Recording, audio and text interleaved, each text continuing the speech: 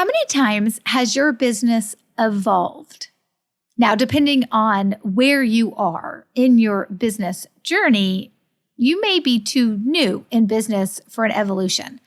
But if you've been in business for any length of time, your answer may be more than once. Let's talk about it. You are not just another hustling salesperson. You are the expert, the resource, the valuable partner for your clients. And how you grow your business should reflect how your clients see you. Welcome to the Roadmap to Grow Your Business podcast. We generate referrals without asking, build positive client experiences, and help you take control of your business. Here's your charmingly sarcastic host, Stacey Brown Randall. Hey there, and welcome to episode 201 of the Roadmap to Grow Your Business podcast. I'm your host, Stacey Brown Randall. We're going to dive right in to today's episode. But first, I just want to say to everyone who participated in our 200th episode celebration with our gifts and prizes or giveaways, thank you. Thank you for participating in my 200th episode celebration. It was so fun to be able to gift you guys some pretty cool gifts. And of course, we're announcing the winners of all the prizes as the week unfolds, so make sure you stay tuned. Let's talk about business evolution. All businesses, in some way, will evolve. Maybe you'll evolve what you offer, services, products, or a mix. Maybe you will evolve how you offer your services. Your pricing structure will definitely evolve. Who you work with may also evolve. And what your area of expertise is may evolve and change as well. Eventually, as business owners, we all level up, evolve, grow, streamline at some point. Oh, actually, at probably many points on your business ownership journey, your business will change. It can be scary and exhilarating all at the same time, which gives for some very unusual ping-ponging type of emotions. But allowing your business to evolve, whether because something happens and it forces you to, or if you're lucky and you get to evolve into it based on things changing in your business on your timetable, it's a really important journey. Process for you to undertake. And again, likely you won't go through it just once, but probably more than once. And some business evolutions are small, and so maybe even calling them an evolution because you just happen to raise your rates doesn't feel like an evolution. Maybe that word's too big. It's got too much of a definition to just go along with the fact that you raised your pricing, right? Or you raised your rates. But your business will evolve. It will grow. It will streamline. It will change. And it's an important journey. It's an important process for you to undertake. So I don't want you to ever shy away from it. I mean, we all do that at some level. It's like making big changes is scary, so we put it off, we overthink it, we overanalyze it, we go through analysis paralysis, right? And then eventually something happens that forces us into that change. I mean, sometimes we have got to hit that rock bottom place before we'll actually make a change that we know will have been good for us all along. In this episode, I'm going to walk you through some thoughts that I've had after going through the business evolution process a couple of times in the 10 years that I've almost been in business. I'm going to walk you through some thoughts and then a framework that I use that has come to help me over time. I didn't always have these thoughts in my mind or this framework that I want to share with you when I was starting the evolution process. Would have been helpful. So I thought, since it's helpful for me now, and I would have liked it to have it earlier in my journey, no matter where you are in your business ownership journey, whether you're a year in or 11 years in, an evolution is coming more than likely. And I just want to give you some thoughts and a framework in which to deal with that as it comes. And I'm also going to share some funny stories about how sometimes I went kicking and screaming into this. And sometimes I took the bull by the horns and pulled myself faster along than I was actually probably prepared for because I was just so ready for the change to happen. So my business has evolved a couple of times. When this business first started, it was one-on-one hourly coaching. Then it evolved to primarily just selling online programs. And of course, now I most recently, as of last year, evolved again. That doesn't mean every time you evolve, you leave everything behind, but you probably do it less and less to make room for all the things you want to do moving forward. And there have been times in my evolution where I have gone into it. Like I went into hourly coaching knowing this isn't sustainable forever. I was going to have to figure out if I didn't want to tap out at an hourly rate as a coach in my area and with so many only hours in the day, if I didn't want to tap out or hit the glass ceiling or, constantly be trading dollars for hours and then running out of hours, I knew I was going to finally tap out and I was going to hit a point where I couldn't make any more. And if I was going to be okay with that, great, I could continue there. But for me, I just wasn't. There were other things that I wanted to do. And so for me, I knew going into coaching, you will eventually max out. You will eventually not have any more hours to trade for dollars. And you're going to have to decide if that's the schedule you want, if that's the amount of money you're okay with making, particularly if you get to a point where you can't raise your rate much higher. I knew that going into it. So I knew an evolution when I started my productivity and business coaching practice, where I was trading dollars for hours and doing hourly coaching, one-on-one hourly coaching. I knew that it would eventually evolve to something else. But some of my other business evolutions have kind of taken me by surprise. And so I just want to give you some things to consider. If you feel like an evolution, or if it's just a leveling up, or it's just a growth or a scaling that you need to do, you can use whatever word you want to use. It doesn't have to feel like hey, I am, teaching people productivity and now I'm teaching people to do referrals without asking. That's an evolution of what I teach, like literally changing my area of expertise and then creating a business around it, products and services to sell around it, right? So it can be lots of different types of leveling up, scalability, evolution, streamlining it, growth, whatever you want to look at, however you want to look at it. But I do know it's inevitable. And it doesn't really matter how long you've been in business, because you could also be focusing on a business evolution where you're evolving yourself out of the business as well, right? So we will all go through it at some point. You cannot hide from this. I find that it's important that you notice the signs that your business and yourself are really wanting to evolve. Now, I find that the self piece usually yells louder than the business because you are the business a lot when you're in a small team or you're a solopreneur. But the business itself, sometimes it's kind of like waving you down, trying to get your attention, being like, hey, we could do better. We could do more. We could do this differently. We need to evolve. So it's just important to notice the signs. So like I mentioned, after going through a few pretty significant evolutions, some that I knew when I started was coming and I sought it out, and others I kind of went kicking and screaming into it, I got a few thoughts for you, and then I've got a framework.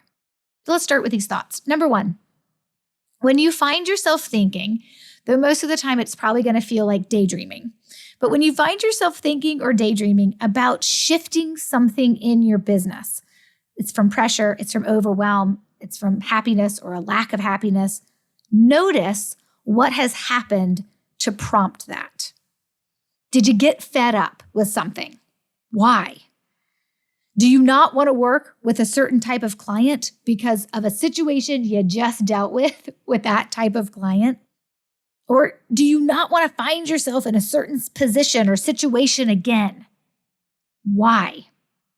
It's really important you ask yourself why. When you have these feelings or these emotional reactions to things going on in your business, you have to ask yourself why. And what's important there is that you're looking around to see, well, what just happened that prompted me to feel or think that way? Right? Is it something with your schedule? Did you just come off a really hard day or really hard week and you're just feeling like, I don't know how much more of this I can take? Why? Look back. Was it how you're scheduling out your days? Maybe you don't have any kind of control over your days, so you feel like that a lot. Okay, well, then maybe that's more of a productivity issue where you need to get a control on the schedule that you have. Or it could be something more. It could be the type of work that you're doing and how you're having to spend your hours to take care of your clients based on how you provide your services that could be really kind of rubbing you the wrong way or starting to rub you the wrong way. So the thing I recommend that you do is when you find yourself thinking about, I don't want to do that anymore. I want it to look different. Here's how I want it to look. You're just daydreaming. You're thinking, right? You're brainstorming. You're brain dumping, whatever you want to call it. When you're thinking about shifting something in your business, notice what has happened to prompt that. Notice it and write it down. That should be in all caps. Write it down. Notice what's happening, how you're feeling, what came right before you feeling that way, and then write it down. Because that helps you look for patterns or even aha moments. Sometimes when we have to write something down and then we go back later and we read it, it speaks to us in a way we never anticipated that it would. And if you're looking at what you're writing down and you see this pattern emerge, like, wow, I am really frustrated after dealing with A. And I deal with this A situation at least twice a week or at least 3 times a month, or whatever it is. You can notice patterns and you can notice ahas. They can inform the types of changes you ultimately want to make. What I find though, is you're writing these things down. If you don't have a framework for then which to think through stuff, you can kind of just get stuck on a hamster wheel in your head. So I'm going to give you a framework too to what to do with those thoughts. But it really does start with when you find yourself thinking about changing something in your business, write it down and keep a list. The second thing I want you to consider is when are you most happy with your business? When are you most happy? What do you reach to do when you're avoiding other tasks and then you secretly, or not so secretly, enjoy them? Ask yourself, what could you do all day long? Maybe not all day long, but at least for a solid 4 or 5 hours, and you would be happy, right? When are you most happy with your business? Notice those things and write it down, because that's going to inform where you're going to find your energy. And as much as we all love our businesses, there are just some days where we have to drag ourselves into the office to do the work that we need to do. And then there are other days that we go skipping into work and we can't wait to get there. And we kind of maybe don't tell anybody, start the night before because we're so excited to do this thing or this project or work with this client or whatever, that we're skipping into work and starting early. Why? Notice those things. Notice when you drag yourself into work and notice when you go skipping into your office to tackle work. It could be what you're dealing with. And these things could inform some level of change, shift, level up. I'm trying to think of all the words I can say except and not say evolve, but I'm going to say evolve again too, and evolve your business. Okay, so those are the 2 things I just want you to think about. And you know what? You may do this and you may notice the things that you're find yourself thinking about changing and not happy with, and then you may write those things down for weeks or months before you do anything with it. Same thing with what you're happy with. You may write those things down for days or weeks before you do anything about it. One thing I know about myself, when I'm starting something new, like a new project, I get all excited. I get all excited to write out the project plan, figure out what we're doing, and then I get all excited to take the first couple of steps, and then I kind of lose a little interest, and then I bring it back as I'm finishing it up because I'm just so ready to be done, right? There are moments in our business where we're not going to love everything. I'm not interested in you loving everything. I love my business, but I don't love everything. I don't love doing everything, right? So it's okay for you to think about it in that way. But take notes, and you may take days or weeks or months of notes before you're actually ready to do anything with that. With those notes, though, eventually you're going to be ready to kind of look through a lens, which is this framework I want to show you, but look through a lens of how to take that stuff and how you're feeling about your business and be like, what do I do with this? And how do I come up with something better on the back end that I'm actually going to enjoy? Again, some of the things that you're going to change in your business are going to be prompted by what's happening that you're fed up with, that you don't want to deal with again. definitely happens with me. Or a moment of you're feeling overwhelmed or stressed, right? Or there's just something going on with your schedule that you're like, I can't live through many more weeks like this. That's going to inform some shifts and changes you're probably going to want to make in your business. Okay. But you're going to take that information and you're going to apply it through this framework. And this is the same framework that I have used when I've been making changes in my business. And sometimes I make minor changes and tweaks just to see how I feel about something before I go all in. And I've talked about this a little bit, but not in terms of this framework. I've talked about how I've used it. I want to talk about how I think you guys can use it when you need it, right? And this framework that I use to figure out what I want my business to look like is these 3 parts. Number 1, what is my zone of genius? We all have it. We all have a zone of genius that when we're doing something, we're just so good at it. Now, here's the thing. We have zones of genius that we're amazing at, but we don't necessarily enjoy. And then we have zones of genius where we love and are so happy. Figuring out the happiness versus the unhappiness within your zone of genius is kind of important. Now, there are some people who would listen to this episode and be like, if it's your zone of genius, you can't be unhappy doing it. And I'm going to say, I disagree. I'm going to call something on that. Some letters that I'm not going to say because I don't want to have to I don't want to have to say that this podcast has a bad word in it. But it starts with bull. I'm just going to call that because I think there are times where I do something, right? And I can remember people saying, but you're so good at it. And me being, that doesn't mean I love it. I can be really good at something and not love it. But when you think about your zone of genius, there is a happiness factor to it. There is this place where you love doing it, you're good at it, and you could do it a lot. Not that you want to do it all the time because everything has a space and everything needs a break, right? But this idea behind this zone of genius, where is it for you? If you had asked me this question 2 years ago, I would have told you that my zone of genius was in what I teach. The what I teach it, the how I teach it, the unique perspective that I have on referrals about how you can generate referrals naturally without manipulation, without incentivizing, and of course, without even asking. Like the what I teach, that's my zone of genius. But I've been teaching it for years and years and years. The same thing. And then, of course, obviously evolving that as my clients evolve with me to give them things that they need for year 2, year 3, year 4, year 5, and on and on and on, right? But you would think that, well, Stacey, your zone of genius is when you're teaching, whether you're up on stage or you're doing a virtual Zoom presentation or you're recording a video and you're teaching. And I know my stuff. And in those moments, I bring a lot of energy and I really enjoy it. But they're really draining to me. And I kind of afterwards feel like I just want to go sit on the couch, drink a Coca-Cola, stuff my face full of M&Ms, and binge watch something on Netflix.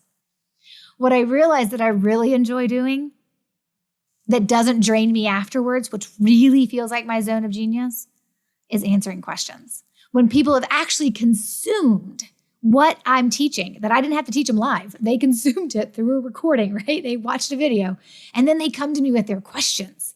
Because then I get to help them in a totally different way. I get to make sure they understand it. I can make sure that nothing is confusing them, and I can apply it to their business and their world. Your zone of genius. What is it?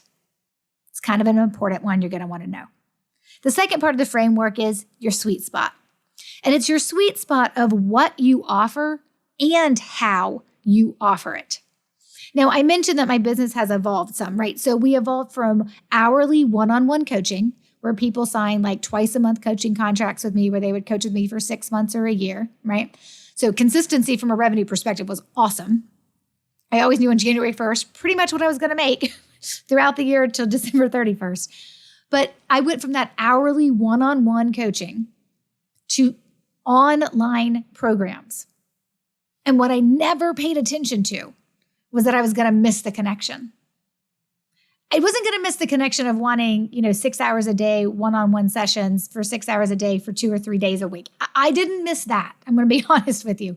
But I did miss the connection piece. And I think over time, and some of you listening may have actually participated in these, I think it's why I offered boot camps as bonuses. Because I was like, I am just craving talking to people who are learning my stuff so that I can connect with them and help them more. I want to go deeper.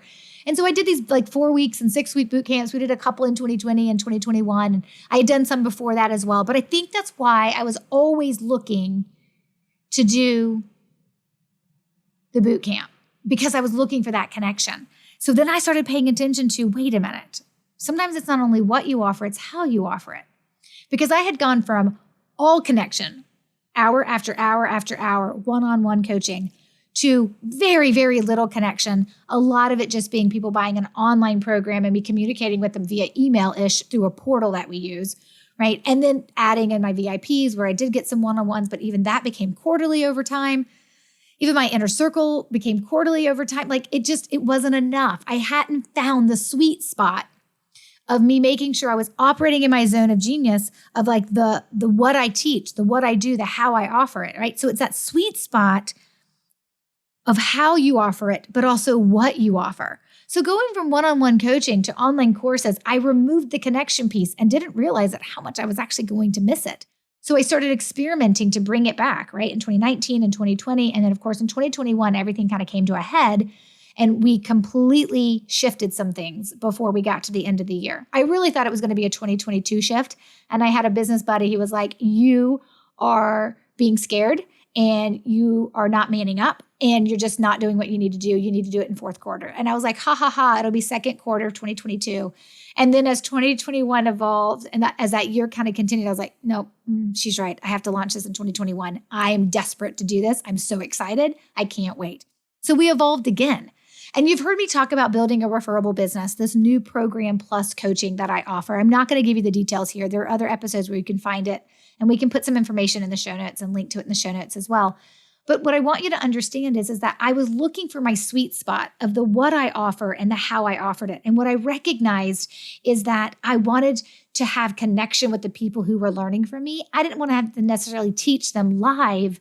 I wanted them to go through the training and then come to me with all of their questions. 2 questions or 22 questions, I didn't care. Let me answer your questions. Let me be in community with you. And guess what?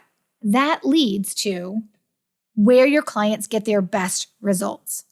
And that is the third part of the framework. I already knew from inner circle work that I had done in a VIP level of one of my programs when I was much more in like connection with people and like doing one-on-ones or group sessions. I already knew that's where people were getting their best results because they had access to me, not just because I could answer their question and they wouldn't be stuck, but because I could hold them accountable. Like, you said you're going to do this. Did you do it? Right? It helps when people are trying to get stuff done versus just, are you doing it? And you're an online program and nobody knows.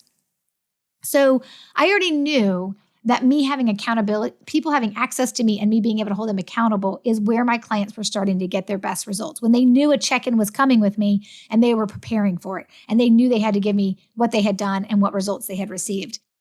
So I paid attention to where was I in my zone of genius? What is my sweet spot of how and what I offer? And where do my clients get their best results? Now, do I have clients who get their best results through an online program where they don't really communicate with me other than uploading their work and getting my feedback on a few points? Of course. I've had people have amazing referral explosions going through my online programs. But I also know that where I see people move a little bit faster is when they have access to me. And if they're the type of person who may fall off the wagon and buy a program and then not do it, but yet if they can have accountability with me, they're more likely to do it, then I know they're going to get better results, right? And so using that framework helped me arrive at what ultimately became building a referable business. But I evolved, right? I recognized some signs that I was dealing with, some exhaustion that I had after certain weeks in my business based on a lot of one-on-ones, which is not sustainable. In addition to very quiet weeks where there was nothing happening and it was just talking to people over email, which just isn't the same in connection point. And then realizing how I wanted to help people and how I wanted to show up. And so I go skipping into every Wednesday right now when we do our weekly sessions. They won't always be on Wednesdays in the future as the group grows, but like I go skipping in the middle part of my weekend. Yes, I get to hang with my BRB members today. They're going to ask me questions. I'm going to hold them accountable. They're going to tell me their results. This is going to be awesome. And I can encourage them. And that's who I want to show up as because that's who I naturally want to be. I'm okay with holding you accountable and encouraging you all at the same time. So I just want you to have this framework as well. Where is your zone of genius? What is it? What's in that zone of genius? You may not know off the top of your head. It took a while for me to really hone in on my zone of genius. And we all have more than just one zone of genius. We have probably a couple of things we're really good at, right? And when it comes to something like that, we want to make sure that we are actually doing that more often than not. So what's your zone of genius? What's your sweet spot of what and how you offer, like what you offer and how you offer it? And then where do your clients get their best results? That's the 3-part framework. Of course, I'm going to map this out for you guys on our show notes page for this episode. And the show notes page for this episode is stacybrownrandall.com/201. And of course, Stacy has an E. But I just want you to think about your business is going to evolve. And this isn't an episode for people who are like, yep, I'm 1 or 2 years in, I'm 3 years in, it's time to evolve. I'm almost 10 years in and I've gone to 3 evolutions. Like now my subject matter expertise has only changed once and then that has continued, right? But how I offer my services has completely evolved over time as well. And that's a good thing. And I want you to go into it with open arms. I don't want you to use the evolution because you're hiding from something you don't want to do in your business. Usually your business is telling you it's time and you're feeling it. That's why I want you to go through the process of writing down what's happening, how are you feeling, and what's triggering it. And whether that is when you're unhappy or when you notice things that you find situations you don't want to be in again, or when you're really, really happy and you want to do more things, right? What you could do all day long. Write those things down and then use this 3-part framework to help you. And again, like I said, we'll put the 1, 2, 3 in the show notes page so you can grab this really easy if you want to screenshot it from the show notes page or just have it as you're kind of moving forward and thinking about your next business evolution. You may be years away from one and you may come back to this episode years from now. Or you may be saying, yeah, 2022, 2023, there's an evolution coming. Well, now you've got some resources to help you evolve better. Okay, next week coming up is episode 202. That's right, episode 202. And we are going to be talking about the communities within your business. It's an awesome episode. You're not going to want to miss it. So until then, take control and grow your business. Bye for now. Thanks for listening to the Roadmap to Grow Your Business podcast. To access all resources and links mentioned in today's show and to connect with Stacy, head over to www.stacybrownrandall.com.